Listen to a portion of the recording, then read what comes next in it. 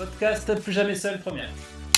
Bienvenue dans Plus Jamais Seul, le podcast des relations toxiques. On est là pour briser le silence, partager, comprendre et surtout s'entraider en créant un réseau pour ne plus jamais être seul à affronter une relation toxique. Et même dans l'idéal, faire de la prévention pour refuser d'entrer dans des relations toxiques.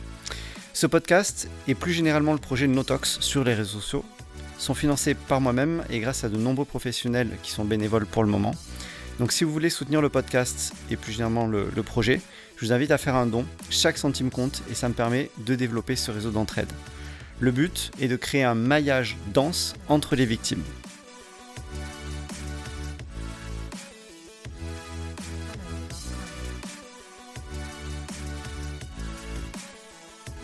Merci Alain Rémy d'être là. Tu es psychopraticien en thérapie brève, tu es sophrologue, tu as longtemps pratiqué dans des centres hospitaliers psychiatriques et dans des centres médico-psychologiques. Je vais te poser la question d'introduction, je commence toujours par ça dans les podcasts. Les relations toxiques, c'est un sujet qui est difficile, qui est parfois très violent. Qu'est-ce qui fait que tu as accepté de venir, discuter avec moi dans le podcast ? J'ai trouvé ton idée de faire un peu mouvement autour de ce problème intéressant, parce que effectivement, les premières consultations où j'ai eu des personnes venant parler de ce problème, je pense que c'était dans les années 2000, mais ça ne veut pas dire que ça n'existait pas avant, mais peut-être que les personnes en parlaient moins, que le problème était beaucoup moins connu. Je me souviens avoir parlé à l'époque avec des médecins psychiatres qui se posaient la question de savoir comment on allait prendre en charge ces personnes-là, parce qu'il y en avait de plus en plus. Et même aujourd'hui, dans ma patientèle, je constate qu'il y a énormément de personnes souffrant de cela, ou ayant vécu des souffrances liées à ça. Et donc, j'ai trouvé ton idée intéressante de débruiter un petit peu les choses autour de ce problème. D'accord. Est-ce que... moi, c'est un sujet qui me touche depuis 30 ans, ça a commencé dans mon enfance. Donc c'est un sujet personnel que j'ai recroisé aussi après avec mes patients en consultation. Est-ce que toi, ça a touché aussi ta vie personnelle ou ça ne concerne que ta vie professionnelle ? Non, ça concerne ma vie personnelle aussi. J'ai vécu une relation amoureuse toxique. Et je suis tombé dans le piège que l'on tombe habituellement, dans lequel on tombe habituellement. Et il m'a fallu un certain temps aussi pour m'en sortir, pour m'en remettre, pour me reconstruire. Et alors évidemment, cette expérience me sert dans mon métier aujourd'hui. Mais effectivement, oui, j'ai été touché personnellement par le problème. D'accord. Tu me dis donc que tu as des patients qui sont... Oui. Qui sont concernés par ces problèmes-là. Déjà, est-ce que tu peux, toi, définir la notion de relation toxique ? Alors, on parle de relation toxique quand dans une relation, une des personnes, alors parfois ce sont les deux, mais au moins une des personnes est en souffrance. C'est le signe qu'on vit une relation toxique. Dans une relation saine, il ne doit pas y avoir de souffrance. Si à plus forte raison, la souffrance est de plus en plus forte, qu'elle est là quotidiennement, tous les jours, tout le temps, là on peut dire qu'il y a une relation toxique. Ok. Souvent on a un schéma où on met en cause un agresseur et il y a une victime. Souvent on parle on dit que c'est difficile pour les deux personnes. C'est-à-dire que la personne toxique est devenue toxique parce qu'il y a quelque chose derrière qui l'a conduit à avoir ces mécanismes-là. Est-ce que tu peux nous en dire plus là-dessus ? Alors, oui, on ne devient pas une personne toxique par choix. Il y a toujours un schéma derrière qui emmène une personne à devenir toxique. Bien sûr, une personne toxique pourrait travailler sur elle, pourrait changer, pourrait s'améliorer. Le problème, c'est que ces gens-là ne se remettent jamais en question, donc ne consultent que très, très, très occasionnellement, et donc ils ne changent pratiquement jamais. Alors, c'est vrai que ce qu'il faut quand même préciser, à mon avis c'est important, c'est que ce n'est pas parce qu'il y a un schéma, qu'il y a une explication derrière le fait qu'on puisse devenir une personne toxique, que ça doit pour autant les excuser Et surtout, je crains en abordant ce problème-là que les victimes restent dans l'espoir que ça change. Or, ce qu'il faut bien comprendre, c'est que dans le schéma agresseur-victime, tant que la personne toxique a une victime sous la main, elle ne va pas se remettre en question puisque précisément sa victime lui sert à s'équilibrer.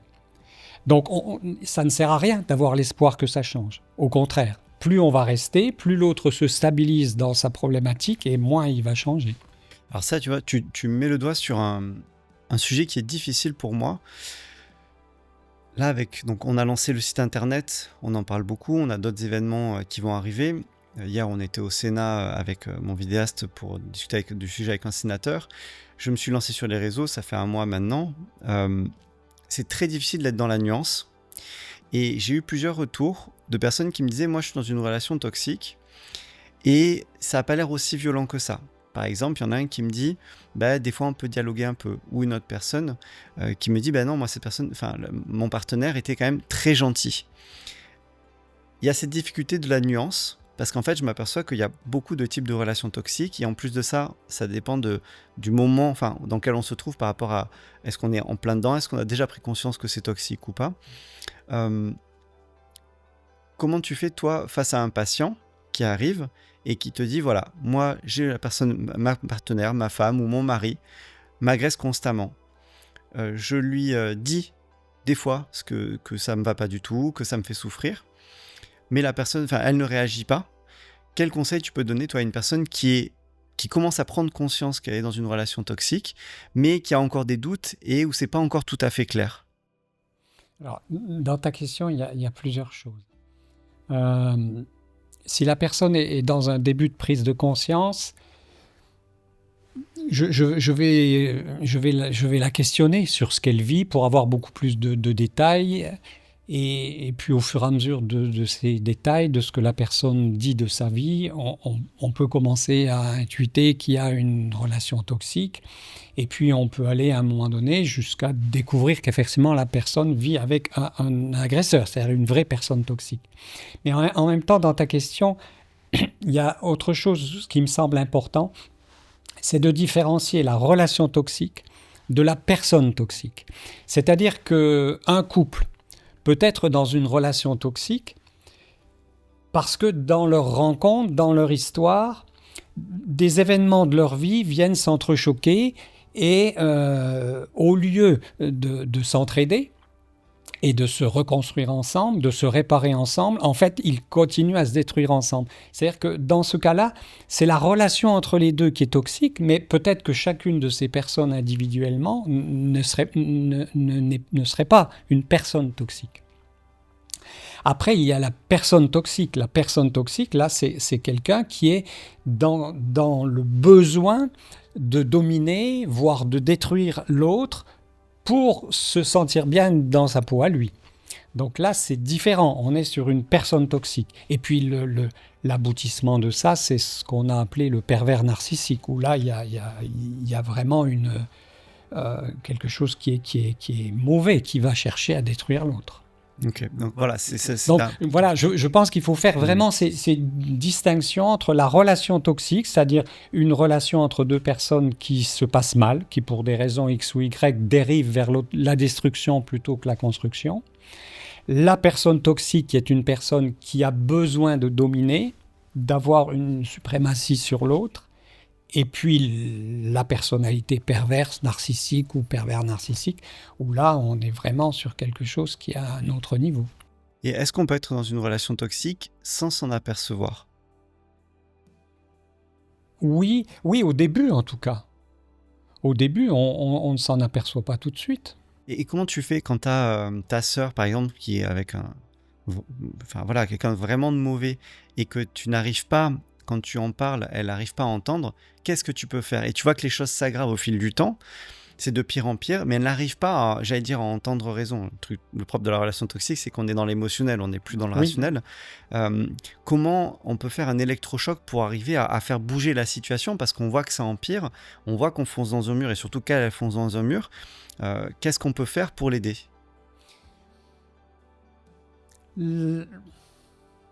L'inviter le plus souvent possible à l'extérieur de chez elle, qui peut être de l'emmener au cinéma, l'emmener boire un café, l'emmener au restaurant.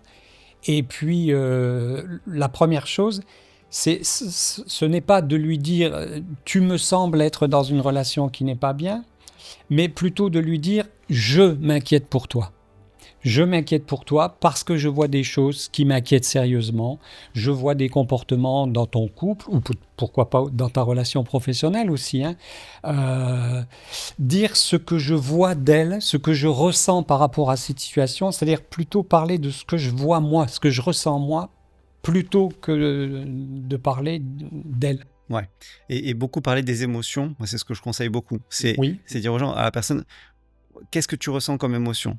Au lieu de lui dire, voilà, tu m'as fait ça, ça et ça, dire, voilà ce que tu me fais ressentir. Et en plus, quand on voit la personne toxique réagir en renvoyant des missiles alors qu'on lui dit, tu me fais souffrir, ben, ça permet aussi de prendre conscience des choses. Et tu as parlé d'une notion, et je vais rebondir là-dessus, de la faire sortir. Et souvent, dans la relation toxique, il y a une forme d'isolement, mais pas tout le temps. C'est ça aussi qu'il faut bien nuancer, c'est que dans toutes les relations toxiques, il n'y a pas d'isolement. Mais quand il y a un isolement, c'est compliqué de lutter contre ça. Est-ce que si, par exemple, on a une personne qui commence vraiment à être isolée dans sa famille ou dans les amis, est-ce qu'il y a des astuces, au-delà d'aller prendre un café, est-ce qu'il y a des astuces qu'on peut mettre en place, peut-être à plusieurs amis, pour essayer de limiter cet isolement, qui après c'est un cercle vicieux et c'est de pire en pire, parce qu'à partir du moment où on est vraiment seul, c'est encore plus difficile de prendre conscience qu'on est dans la relation toxique, encore plus difficile de s'en sortir. En général, on est encore plus engagé dans la relation et c'est d'autant plus difficile de se désengager. Est-ce que tu as des conseils à donner à des personnes soit qui écoutent et qui sont isolées, qui en nous écoutant se disent « Ah ma mince, je crois que je suis isolé, c'est peut-être mon cas ». Est-ce que tu as des conseils à lui donner ou des conseils à donner à des proches de ces personnes pour les aider à petit, sans les sortir complètement du truc, mais rompre petit à petit cet isolement? Alors il y a deux choses dans ce que tu dis. Il y a la personne qui vivrait la situation, qui serait la personne qui se sent isolée, qui se sent pris dans une relation toxique. Et puis, il y a l'entourage, que ce soit la famille ou les amis. Donc, ce ne sont pas les mêmes conseils. Par rapport à une personne qui commencerait, peut-être en nous écoutant ou en ayant vu ce que tu diffuses, qui commence, ou qui aurait lu des choses d'ailleurs, qui commence à douter de sa relation, la meilleure chose à faire pour cette personne-là, c'est d'aller consulter. Alors ça, bien sûr, ça peut être un psychologue, ça peut être un médecin, ça peut être une infirmière, mais ça peut être une assistante sociale, mais ça peut être aussi d'aller consulter simplement un ami pour lui dire, voilà ce que je ressens dans ma relation, qu'est-ce que tu en penses? Voilà. Après, si je suis dans la situation où une personne de ma famille ou un ami ou une amie proche, j'ai la sensation que ces personnes vivent une relation toxique, alors je crois qu'il faut vraiment les sortir de l'isolement. Il ne faut pas hésiter à passer chez elles pour leur dire bonjour, pour s'introduire chez elles, observer un petit peu comment c'est l'ambiance, les inviter à sortir en sachant que si par exemple j'ai une sœur qui vit une relation toxique, je vais aller chez elle, je vais lui dire « Tiens, je t'invite au cinéma, je t'invite au resto ». Si son conjoint est présent face à moi, il va être d'accord. Donc je vais sortir la personne, on va passer un moment ensemble au restaurant, on va pouvoir discuter. Mais ce qu'il faut savoir, c'est que quand elle rentrera en fin d'après-midi, son conjoint va la punir d'être sortie avec moi. Donc ce sont des choses qu'il faut prendre en compte. Et ça me renvoie à ce que j'essaie de faire avec Notox et avec le projet en général depuis 2023, qui est pour moi la clé, puisque la clé pour sortir de la relation toxique, elle est dans la victime. Tout le projet, c'est d'aller renforcer la victime. Et on peut renforcer les victimes de plein de manières, en leur expliquant les process dans lesquels elles sont, en leur expliquant à quel niveau du process elle est aussi. Toi, quand tu rencontres quelqu'un qui vit une relation toxique, est-ce que tu as la même stratégie, c'est-à-dire d'aller chercher à renforcer la personne dans ses propres forces, dans son propre analyse? Et si c'est le cas, comment tu t'y prends? Alors, ça rejoint vraiment les fondamentaux de la thérapie brève et de la sophrologie. C'est pour ça que j'aime bien associer ces deux techniques, parce qu'on va vraiment travailler sur ce qu'on a. En fait, en thérapie brève, on ne travaille pas sur ce qui manque, sur ce qu'on n'a pas, on travaille sur ce qu'on a et comment on peut développer ce qu'on a pour faire face à la problématique, quelle qu'elle soit d'ailleurs. Ok. Quand tout à l'heure, on a parlé de pervers narcissiques, on a parlé de personnes toxiques, et c'est vrai que clairement, on a mis un niveau. Le pervers narcissique, c'est encore un niveau au-dessus. Oui. Est-ce que tu peux donner 2-3 détails pour distinguer une personne toxique qui l'est pour X raisons et des fois parce qu'elle pense faire aider la personne, Oui. et un vrai pervers narcissique qui va vraiment chercher à violenter et qui prend plaisir à faire du mal à l'autre?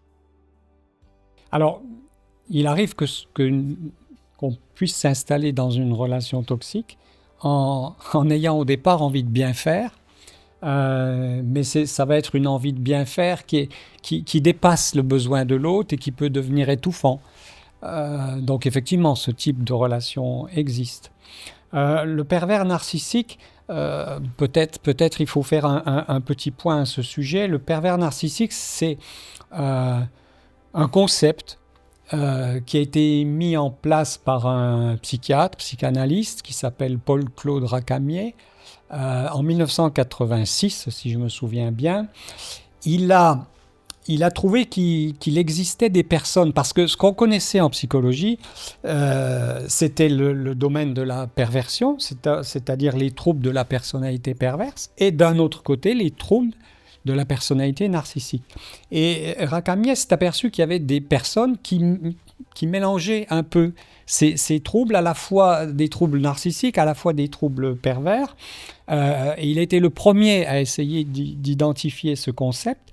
Il faut savoir que ce concept, il n'est pas encore reconnu officiellement dans la psychopathologie. Il est même encore sujet des fois à discussion.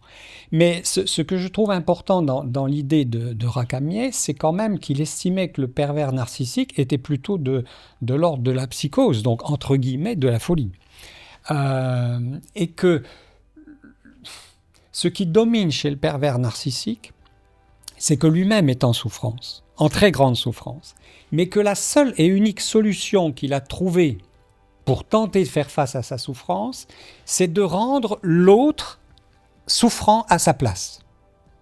En 1970, il y a un psychiatre américain, Searle, qui a écrit un livre qui s'appelle « L'effort pour rendre l'autre fou ».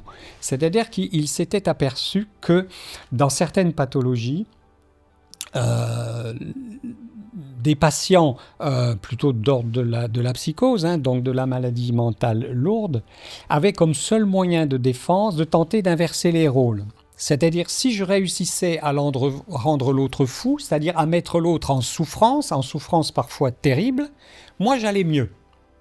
C'est exactement ce qui se passe dans la relation toxique avec un pervers narcissique. C'est-à-dire, il s'agit de rendre l'autre malade à ma place. Et on le voit bien, les gens vous disent « mais j'ai l'impression de devenir fou, j'ai l'impression de devenir folle, je ne sais plus, je suis perdu, etc. » Parce que c'est vraiment la technique du pervers narcissique, c'est rendre l'autre malade à sa place. Alors, c'est parfait parce que je vais rebondir sur ça. Tout à l'heure, j'étais sur un forum avec une personne qui témoignait et qui dit « il me fait souffrir, c'est de pire en pire, mais j'arrive pas à sortir de là. » Et on voit des pervers narcissiques qui sont extrêmement violents avec leurs victimes, sans même parler de violence physique, sans arriver jusque-là, mais qui sont extrêmement violents. Et la personne nous dit « je n'arrive pas à partir ». Pourquoi est-ce qu'elle n'arrive pas à partir? Qu'est-ce qui se passe dans son psychisme, dans son corps, dans ses émotions? Alors, la modalité de l'emprise, elle se fait progressivement.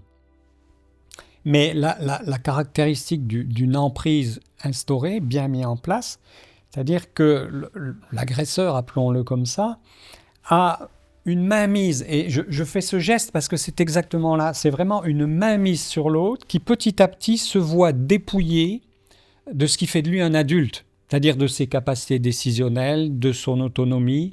Et la victime se trouve renvoyée à une posture très infantile de dépendance de l'autre, comme le serait un enfant maltraité, qui ne peut pas fuir des parents maltraitants, parce qu'il est trop petit, il n'est pas mûr pour faire face à la vie. L'agresseur remet la victime dans cette posture, dans cette position de quelqu'un de totalement dépendant, qui est incapable de prendre de bonnes décisions, qui est même coupé de ses ressentis. les personnes me disent des fois, mais je sais même plus ce que je ressens est juste, est vrai, est-ce que je me trompe, est-ce que c'est moi qui vais pas bien. J'ai même entendu il y a pas longtemps une dame de dire, mais est-ce que c'est pas moi qui serais perverse narcissique et non pas lui, alors que quand cette personne lit des écrits, elle se reconnaît parfaitement dans la posture de victime, justement. Donc il y a cette déshumanisation de l'autre qui fait qu'à un moment donné, effectivement, il y a plus ce recul, il n'y a plus cette capacité de dire il faut que je m'en aille.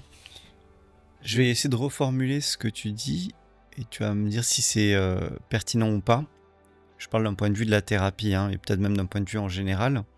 Est-ce que ça veut dire que pour sortir de la relation toxique, il y a tout un réapprentissage à faire sur son corps et ses sensations, sur sa confiance en soi, sur une forme grandir en fait, une forme de maturité, gagner en maturité sur ce que c'est qu'être un adulte et être un enfant, sur une relation d'adulte à adulte.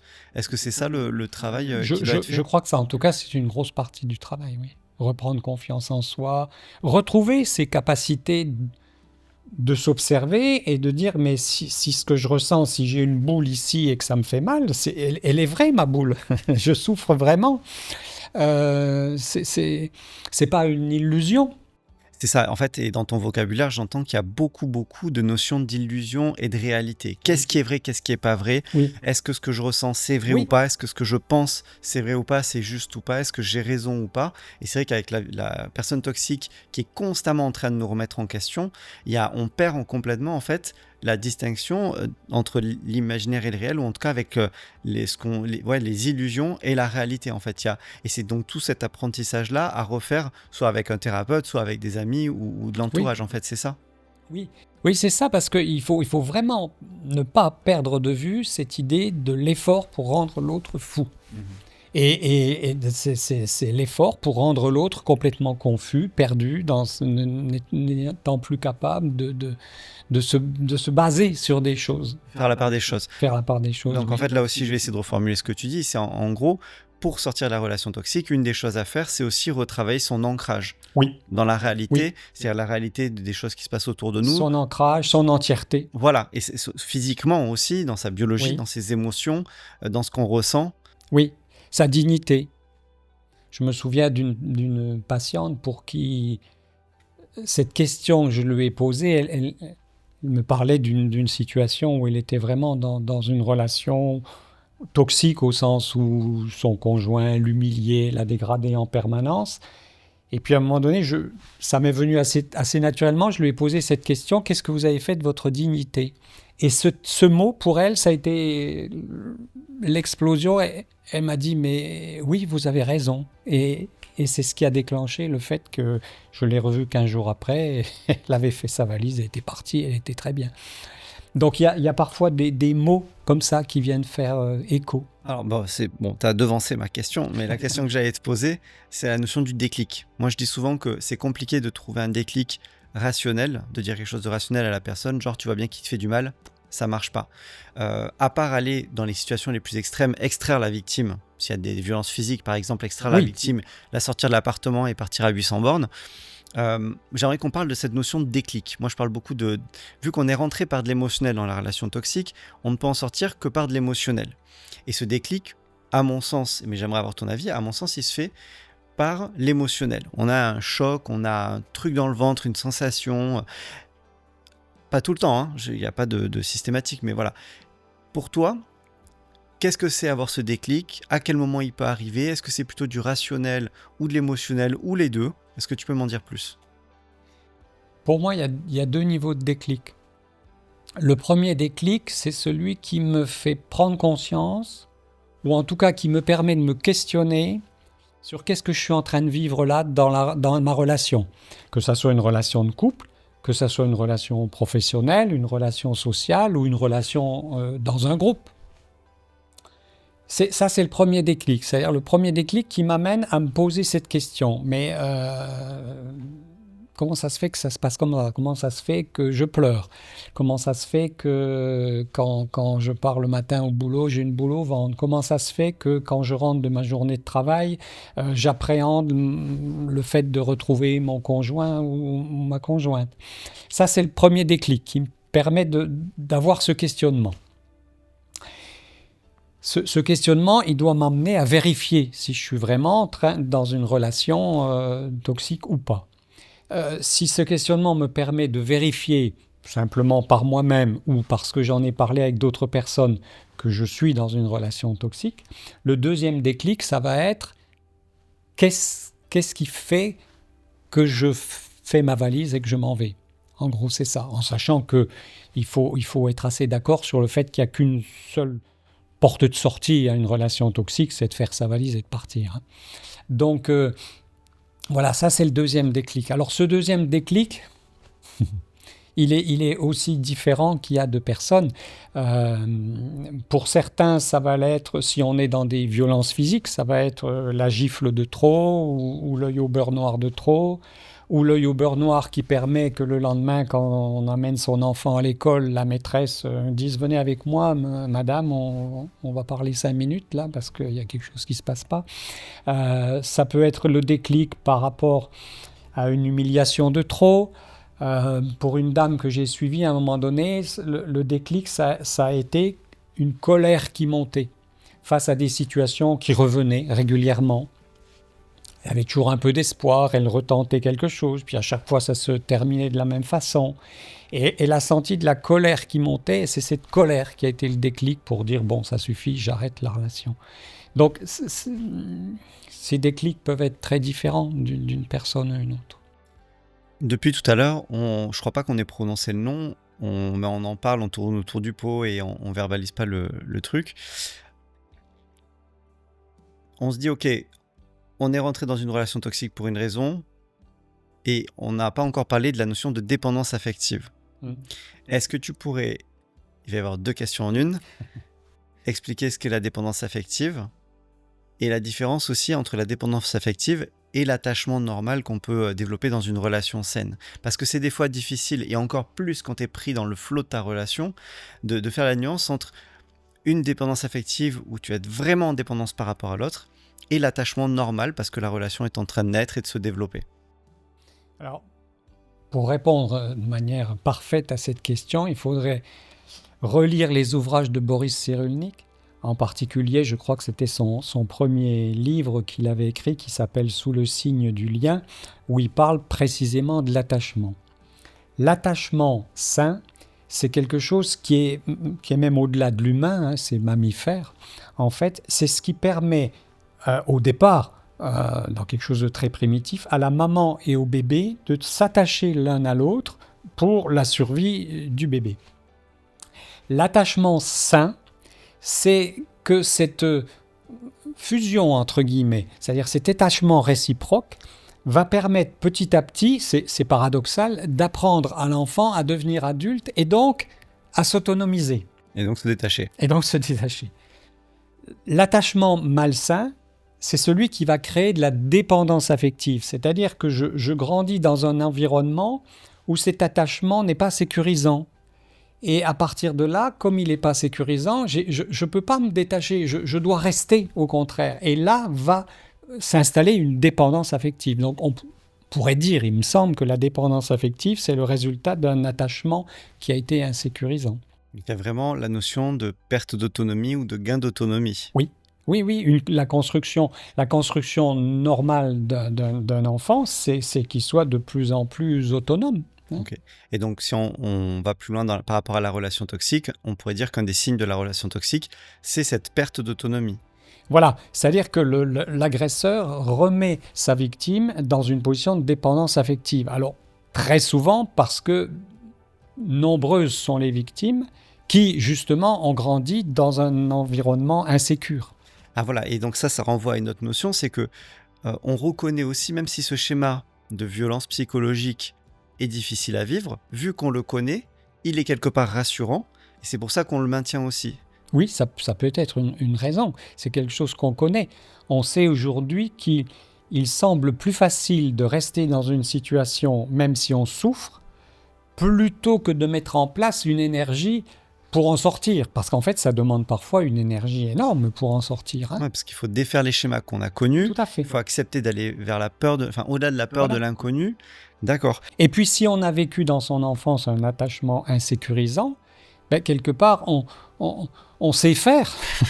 Donc, on reste dans ce climat-là. Alors, peut-être parfois, oui, parce qu'on ne connaît rien d'autre, parce qu'on n'a jamais connu autre chose, ou simplement parce que il faut savoir que les personnes toxiques, les pervers narcissiques, par exemple, ont le nez, ce sont des chasseurs, ils savent repérer les proies, c'est-à-dire ils savent repérer parmi plusieurs personnes celle qui va pouvoir devenir victime parce que justement, il perçoit que cette personne a des fragilités dans ces domaines-là.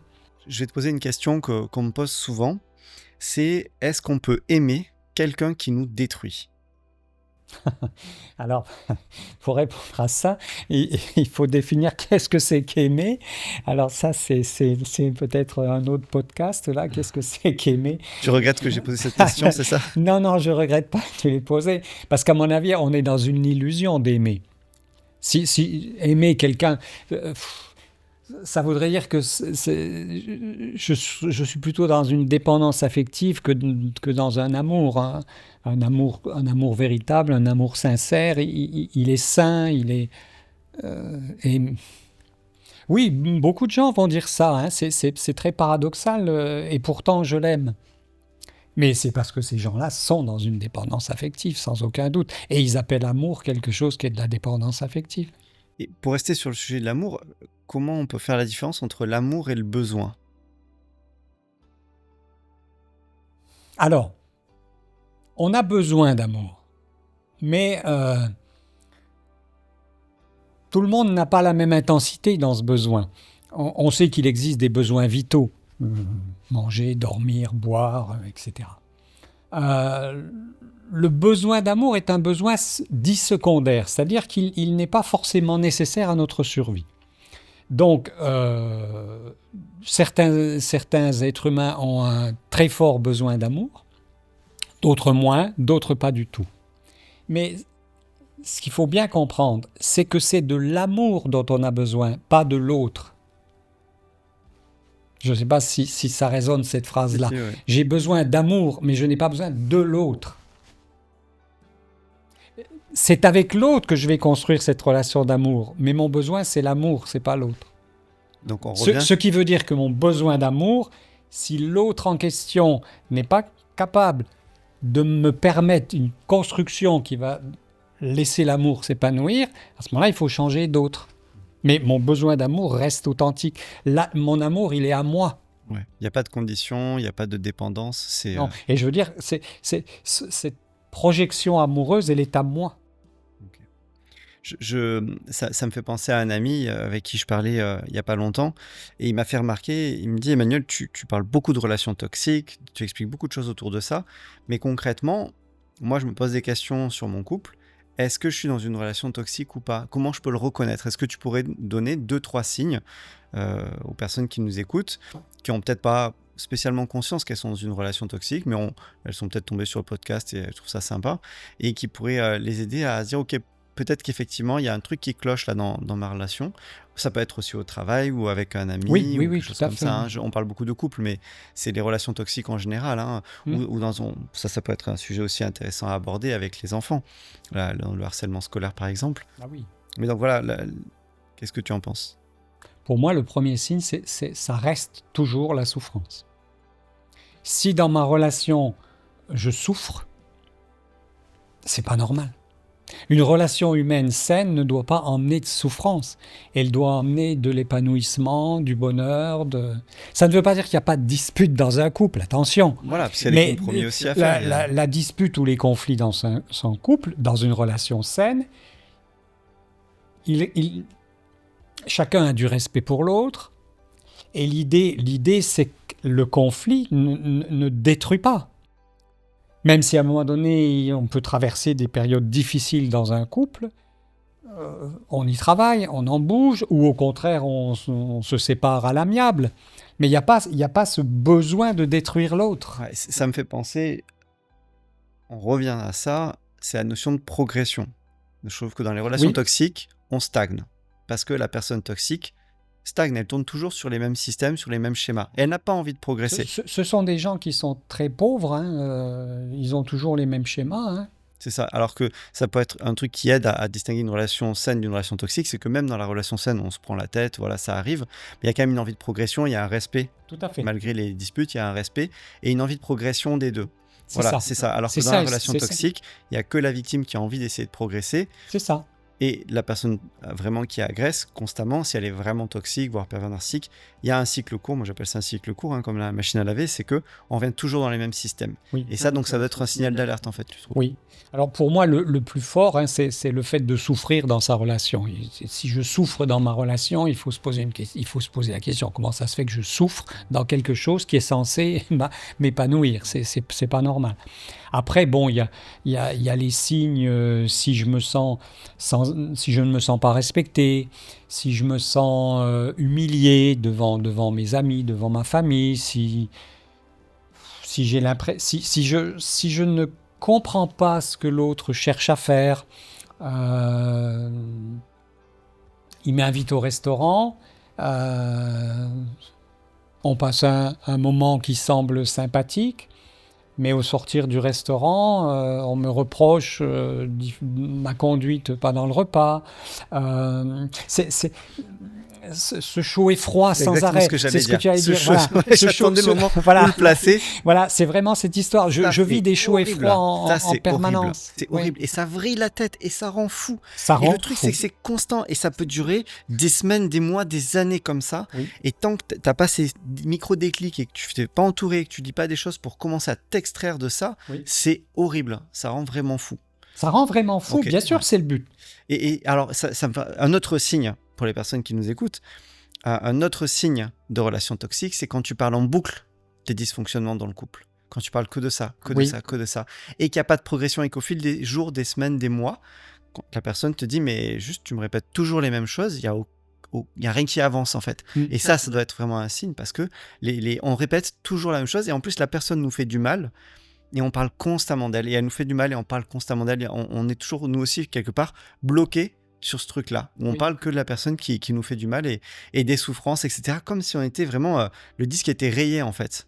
Et d'où le moment où il y a un déclic, parce que pic de souffrance, parce que un jour, il n'y a pas que du harcèlement moral, on se prend une baigne, et là, ça peut être le déclic. Après, ça devient un choix entre une souffrance force 6 ou une souffrance force 10. Donc je choisis la souffrance force 6 et j'ai l'impression que je m'en sors bien. Sauf que j'ai oublié que je suis en train de souffrir force 6. Quoi. Dans tes petites vidéos, à un moment donné, tu fais référence à une actrice qui disait qu'un soir où elle avait gagné un prix important, et où elle était invitée à terminer la soirée en fêtant cet événement, son conjoint de l'époque lui avait dit non, là maintenant il faut qu'on rentre à la maison parce qu'il est... Voilà, pour l'empêcher évidemment de passer un temps avec ses amis. Et elle a dit, cette phrase magnifique, elle a dit, mais j'ai sacrifié cette soirée merveilleuse parce que si j'acceptais la soirée merveilleuse, la souffrance que j'aurais eue en rentrant était plus forte que la souffrance que j'avais de ne pas aller à cette soirée. C'est un choix entre deux souffrances, donc je prends la moindre, et à un moment donné, j'oublie complètement que je baigne dans la souffrance du matin au soir. On est dans un parcours de privation, quoi. Et au bout d'un moment, on est tellement dans la privation qu'on passe en mode privation sensorielle et on s'écoute même plus. On n'arrive même plus à sentir à quel point on souffre. Et c'est peut-être ce qui fait aussi résister quand il y a des violences physiques. Moi, je suis admiratif. Il y a une résistance pour résister aux souffrances physiques qui est colossale. Et alors, ça me permet de rebondir. J'avais tout à l'heure dans les commentaires des vidéos là, qu'on a lancées sur les réseaux, je crois que c'est une vidéo d'une avocate qui invite à déposer plainte, ou en tout cas à se protéger. Et un des commentaires, j'ai pas le nom de la personne, mais elle dit « J'ai essayé de déposer plainte, ça n'a pas marché, on n'est jamais protégé en fait en tant que victime. » Qu'est-ce que tu peux dire ou conseiller à une personne qui a été violentée psychiquement ou physiquement ou les deux, par rapport à ça, par rapport à la discuter, des fois à déposer plainte, que ce soit passer le cap, ou même quand il y a des résistances, ou même quand la plainte a été acceptée et que in fine l'agresseur se retrouve dans la rue parce qu'on n'a rien fait contre lui. Quel conseil tu peux donner à ces personnes-là pour les encourager, leur donner de l'espoir, parce qu'il ne faut pas se laisser faire, il faut interposer la justice. Et moi, j'essaie d'œuvrer à mon échelle à ça. Quel conseil tu peux donner, toi ? Quand on entre dans la violence, qu'elle soit violence psychique affirmée ou violence physique, il faut déposer plainte. Mais c'est vrai que c'est pas facile. Si on y va seul, qu'on est dans une relation toxique, une relation d'emprise, il faut trouver un temps pour aller dans une gendarmerie ou dans un commissariat déposer plainte sans que l'autre le sache. C'est pas forcément facile. Ensuite, il faut savoir, malheureusement, que quelquefois, des personnes se voient refuser le fait de déposer plainte. Évidemment, c'est dramatique qu'on puisse en arriver là. Fort heureusement, c'est quand même pas toujours le cas.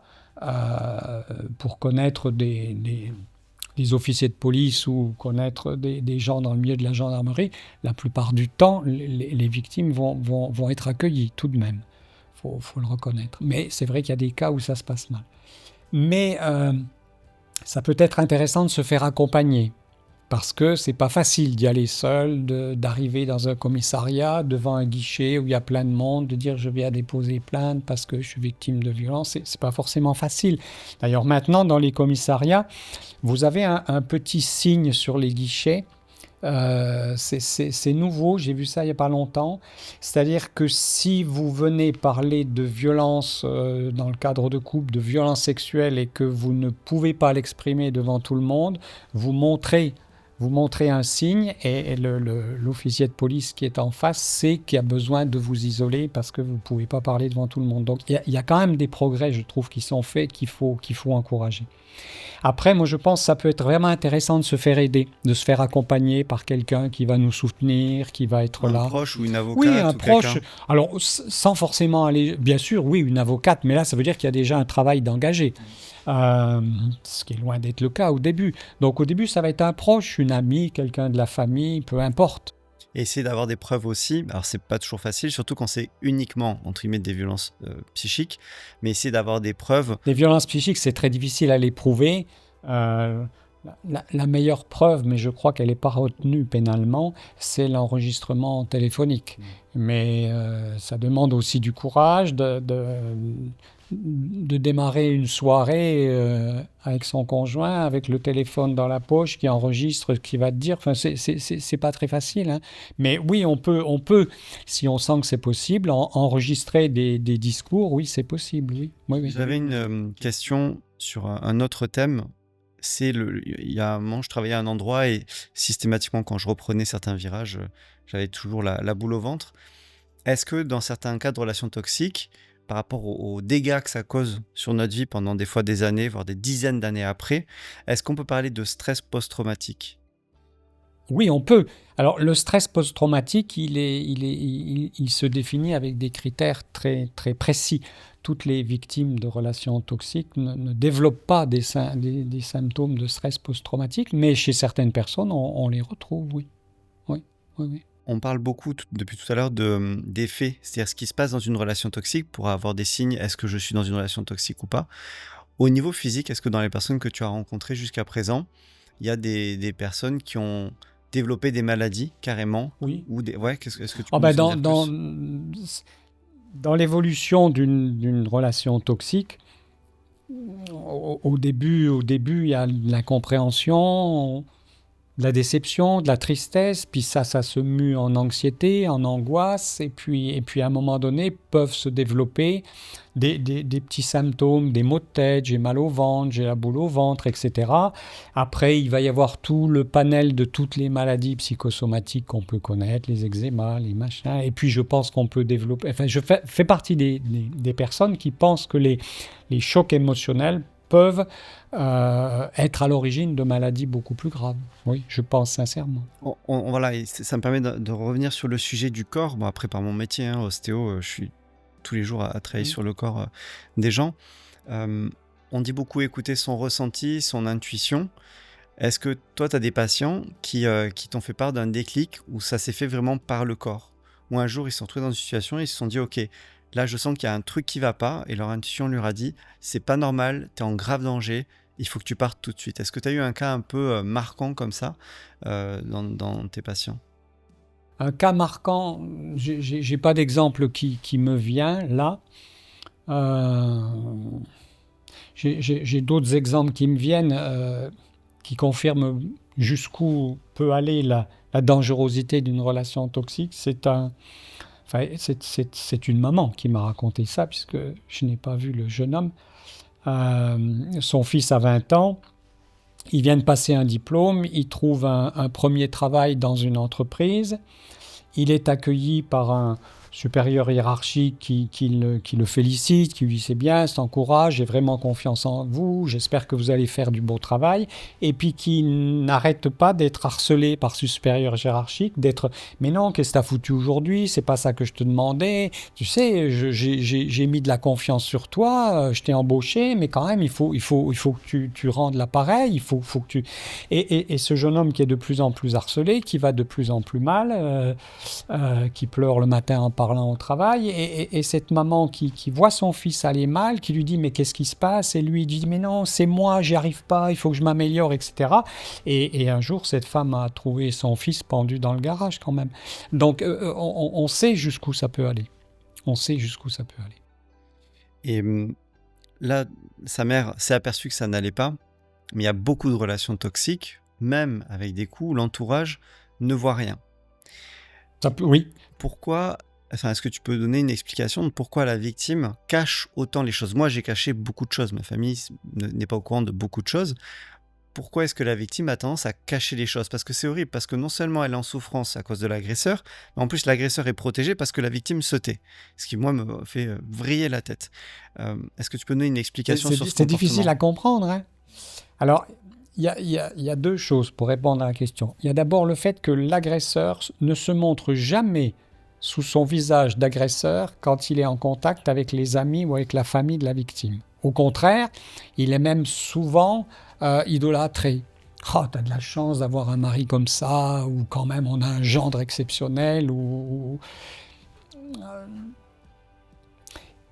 Et à ce moment-là, c'est toujours pareil, c'est ce fameux mécanisme pour rendre l'autre fou qui fait qu'à un moment donné, la victime devient persuadée que c'est elle qui déconne. Donc, elle culpabilise et elle a honte. Parce que quand ses parents lui disent « t'as quand même de la chance d'avoir ce mari », et puis qu'elle se dit « mais comment ça se fait que je n'arrive pas à profiter de ce mari exceptionnel ?» Donc, elle va cacher, elle va avoir honte. Alors, je pose une question qui est peut-être difficile, et peut-être même, je ne sais pas si tu pourras y répondre. Tu as un proche, une amie, ou quelqu'un de ta famille, tu sais qu'elle se fait physiquement violenter. Est-ce que tu dois aller porter plainte pour elle ou pas? Est-ce que tu dois la sortir du lieu ou pas? À quel moment le faire? C'est vraiment une grosse question, ça. C'est une grosse question. C'est pas un cadeau, la question que je te fais. Non.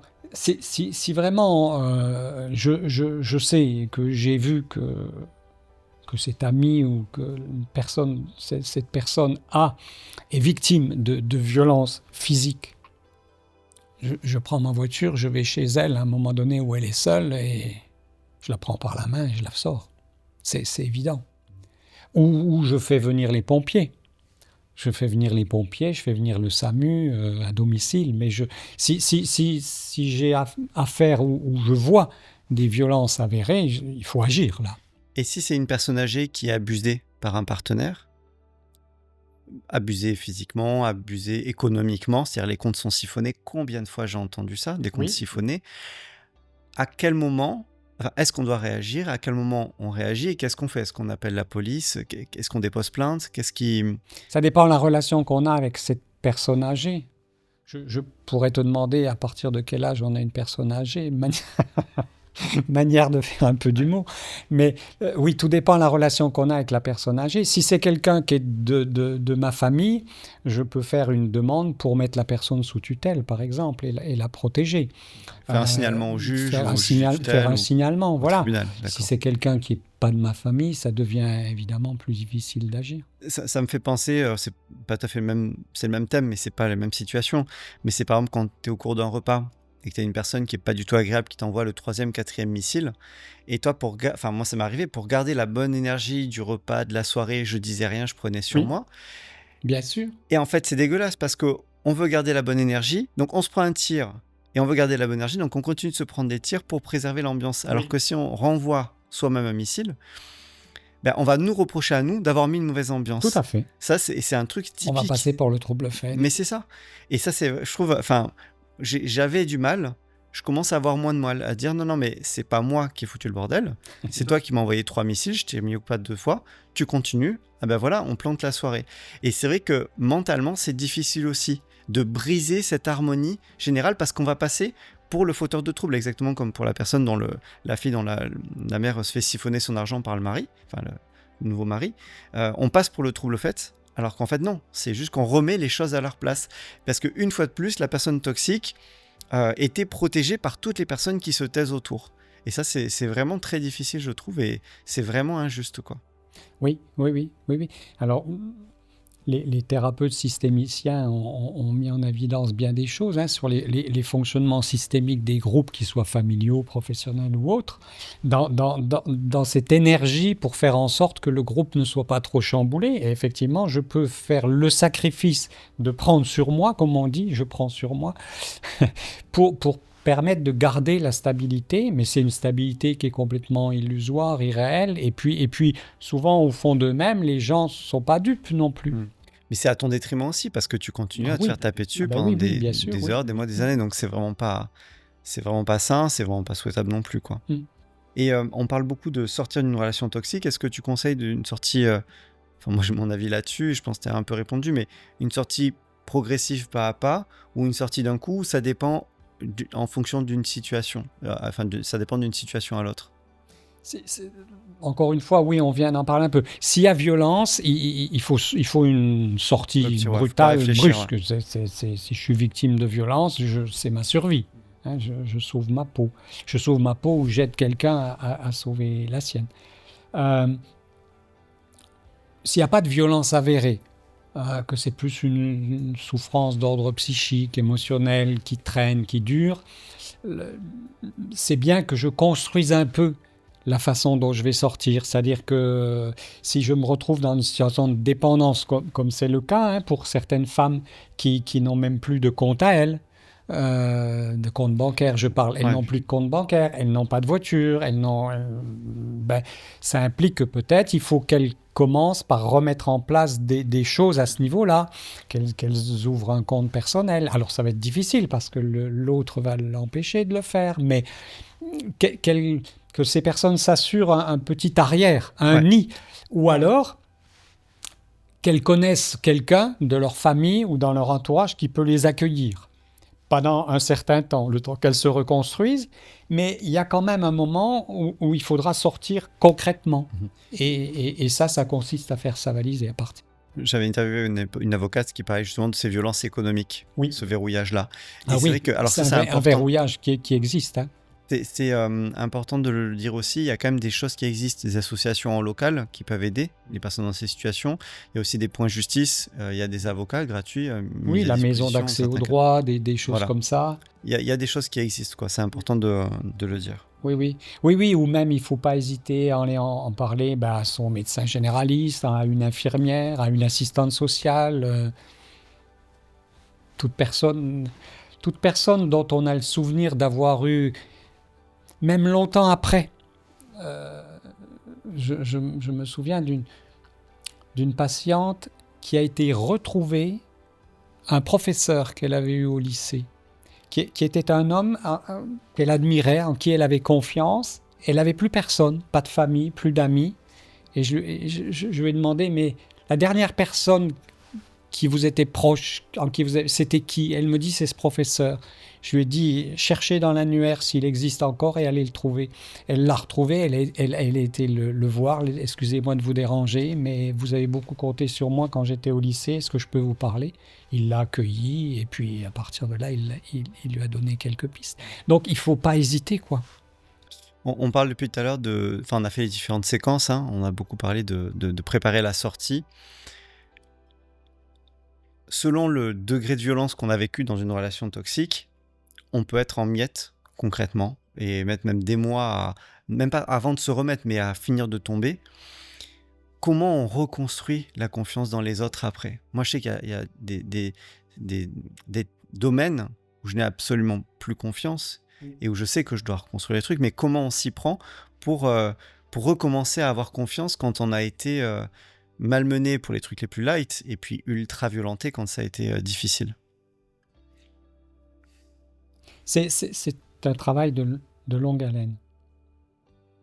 J'essaye d'expliquer avec mes mots à moi l'autre jour à une dame mon point de vue. Je lui disais, l'expérience que vous avez vécue d'une dizaine d'années avec une personne toxique, c'est une expérience que vous avez, elle est quelque part en vous, et cette expérience, elle est très importante parce qu'elle va vous servir à ne pas retomber dans le piège. Mais faites-vous confiance. C'est-à-dire, faites-vous confiance sur le fait que cette expérience-là, elle ne va pas disparaître et que vous saurez repérer très vite si vous avez affaire à quelqu'un de malveillant ou pas. Du coup, vous avez une carte en plus que les autres. C'est-à-dire que vous pouvez au contraire vous laisser aller dans la confiance en faisant confiance, je ne sais pas comment expliquer ça autrement, en faisant confiance à cette partie de vous qui peut reconnaître. Et du coup, ça peut vous permettre au contraire de vous réouvrir en disant « il n'y a pas de souci, l'expérience que j'ai, elle me mettra un clignotant rouge s'il y a besoin. » Il y a aussi un truc qui est important à mettre en place, soit quand on est sorti, soit avant même de sortir, c'est mettre des limites. Apprendre à mettre des limites qu'on avait soit jamais mises, soit très peu mises. Pour moi, c'est notamment basé sur le respect qu'on a pour soi-même, d'arriver à se fixer des limites. Est-ce que tu aurais des conseils à donner aux personnes qui nous écoutent pour fixer des limites? Je suis assez content que tu parles du respect parce qu'effectivement, ça me paraît très important de parler du respect. Le respect n'est pas quelque chose qui se mérite. Le respect, c'est un dû. Point. Et ce respect, il est autant important vis-à-vis de moi-même que de l'autre. Et dans la relation toxique, c'est quelque chose qu'on va entendre des victimes. Je ne me sens pas respecté, il ne me respecte pas. Très souvent, pour ne pas dire toujours, c'est parce que la personne elle-même ne se respecte pas, parce qu'elle n'a pas appris à se respecter. Du coup, ne se respectant pas, c'est comme si elle avait un t-shirt marche-moi dessus. Non-respect autorisé, quoi. Et c'est très important. Souvent, j'essaye d'expliquer les choses à partir d'une équation mathématique très simple. Tout ce que je fais dans ma vie, si je le fais en me respectant, arrive forcément à un résultat positif. Si ce que je fais, je le fais en ne me respectant pas, le résultat sera de la souffrance. C'est une équation mathématique qui marche à peu près à tous les coups. Donc, il s'est passé quelque chose. Et ce que je souffre, c'est que je ne me suis pas respecté. À quel moment je ne me suis pas respecté? Si je cherche, je vais trouver. D'accord. Donc, vraiment, parce que j'allais te poser la question, mais tu viens d'y répondre. Comment je sais si je me respecte ou pas? Je me respecte pas quand je souffre et que je suis pas bien. Et si je me respecte... Oui, mais des fois, on fixe une limite parce qu'on teste, on dit « allez, je vais me respecter, je vais fixer une limite », on va se prendre un missile parce que l'autre en face, mais il n'est pas content qu'on mette des limites. Donc, il va renvoyer un missile plus fort, il va s'opposer de manière plus forte et on va souffrir. Donc, dans les deux cas, on souffre. Donc, c'est difficile. Comment on peut savoir... Est-ce que tu peux donner d'autres conseils ou d'autres pistes pour comprendre quand est-ce qu'on se respecte? Je me suis respecté si à la fin de ce qui s'est passé, je me sens bien avec moi-même. Ouais, c'est avec moi, mais pas par rapport à l'autre. Ah non, c'est le respect de soi, c'est par rapport à moi-même. Ouais. Non, mais parce que ça, c'est hyper important dans la relation toxique, c'est qu'on fait 1000 choses par rapport à l'autre. Oui. Qu'est-ce qu'il va en penser? Oui, Qu'est-ce qu'il va c'est dire? ça, On anticipe constamment par rapport à l'autre. Et donc ça, c'est une grosse nuance hyper importante. C'est refaire les choses par rapport à soi et pas par rapport à l'autre. Oui. Ok. Et ce n'est pas de l'égoïsme. Voilà, alors ça, j'entends tout le temps. Voilà. Ah non, mais c'est égoïste. Non, tu penses à toi. Penser à toi, penser à soi, c'est pas de l'égoïsme. C'est ne penser qu'à soi, c'est de l'égoïsme. Je vais faire un peu d'humour. C'est une histoire de cul. C'est-à-dire que... J'attends la suite. Voilà. L'égoïste, il ne pense qu'à lui. Sinon, on pense à soi. C'est pour ça que je dis que c'est une histoire de cul. C'est le QU apostrophe. Si je suis égoïste, je ne pense qu'à moi. C'est vrai. Si je ne suis pas égoïste, je pense à moi. D'accord, ok, c'est la nuance. Mais dans un partage avec les autres. Le contraire de l'égoïste étant celui qui se sacrifie tout le temps. Hein? La victime. Celui-là ne pense qu'aux autres. Voilà, encore une fois, il y a ce Q apostrophe. C'est carrément la mécanique de la victime, quoi. Oui. Elle fait tout en fonction de l'autre, elle s'efface complètement, il y a un oubli de soi. Alors, ça dépend du degré de relation toxique, etc. Mais il y a une forme d'oubli de soi qui est plus ou moins absolue, quoi. Oui. C'est vraiment... ok. J'entends beaucoup sur les réseaux sociaux des personnes se plaindre quand elles envoient un texto et l'autre personne, l'interlocuteur, ne répond pas pendant 3-4 jours. Pour moi, maintenant que je suis sorti de ces mécaniques de relations toxiques, la personne ne me répond pas, soit c'est qu'elle bosse à fond, pas de problème, soit c'est qu'elle veut pas de contact avec moi. Et à ce moment-là, fin des opérations. Qu'est-ce que tu peux me conseiller quand une personne souffre de ne pas avoir de retour? Quel conseil tu peux lui donner pour moins se sentir mal ou se détacher ou avoir un positionnement peut-être plus juste, plus équilibré, moins en attente par rapport à l'autre personne? Dans ce que tu dis, il y a aussi l'apparition des nouvelles technologies qui font qu'on communique par texto, etc. Quand j'étais petit, ou en tout cas plus jeune, si on voulait dire quelque chose à quelqu'un, alors soit on prenait le téléphone et on se parlait, soit on allait se rendre visite et on se parlait. Donc maintenant, on se parle de moins en moins, on communique par texto. À mon avis, c'est une catastrophe parce qu'il n'y a rien de pire qu'un texto pour être interprétable. Après, il y a ce fameux... terme à la mode aujourd'hui, ghosting, où en fait on s'efface complètement de la relation, qui montre un irrespect de plus en plus démesuré des uns et des autres. Si vraiment l'autre ne me répond pas, alors si je suis un peu parano, je pense qu'il ne m'aime pas. Si je prends un peu de recul, je me dis c'est peut-être qu'il est simplement occupé, c'est pas forcément qu'il m'aime pas. Je peux relancer un appel, je peux l'appeler pour de vrai, je peux passer le voir pour de vrai aussi, sauf s'il est à 500 km, bien sûr. Après, si vraiment l'autre ne s'intéresse plus à moi, il y a peut-être d'autres personnes avec qui ça se passera mieux. Avec, ça fait à peu près 1 heure qu'on discute. Si une personne qui nous écoute est dans une relation toxique, mais qu'elle n'a pas encore vraiment conscience et où elle n'a pas accepté d'être dans une relation toxique et qu'elle a encore des doutes, est-ce que tu aurais un message à lui faire passer ou un conseil à lui donner? J'ai envie de terminer en reprenant une réplique de Robert De Niro dans un film d'espionnage où il dit « Quand il y a un doute, il n'y a pas de doute ». Je ne sais pas si ça peut résumer. C'est pas mal.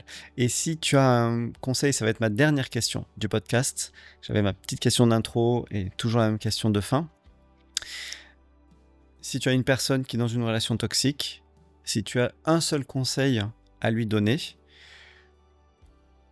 soit pour avoir le déclic, soit pour avoir la force de partir, soit peu importe, quel conseil tu pourrais lui donner?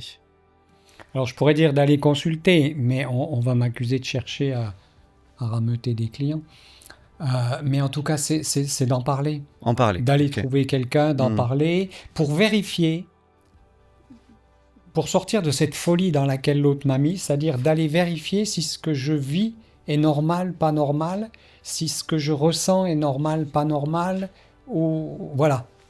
D'aller parler, en parler, quoi. C'est-à-dire de sortir de l'isolement, d'aller voir ailleurs, d'aller voir autrement, d'aller, pourquoi pas, en bibliothèque, voir s'il n'y a pas des livres qui traitent du sujet, des choses comme ça. Il reprend une forme d'autonomie dont on parlait tout à l'heure, quoi. Ok. Merci beaucoup, Alain. Mais de rien, merci aussi. Ça me Merci. paraît intéressant de parler de tout ça. Ouais. Merci à vous de nous avoir écoutés dans le podcast Plus jamais seul, le podcast des relations toxiques. J'espère que notre échange vous a apporté des clés, du réconfort ou tout simplement la sensation d'être un peu moins isolé. On en parlait il y a 2 secondes. N'oubliez pas, sortir d'une relation toxique, c'est un chemin et sur ce chemin, vous n'êtes plus seul.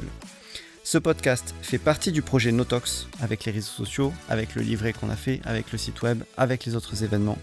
Notox, c'est un réseau d'entraide, de prévention, de sensibilisation autour des relations toxiques en général, que ce soit pour les enfants, les adolescents ou les adultes.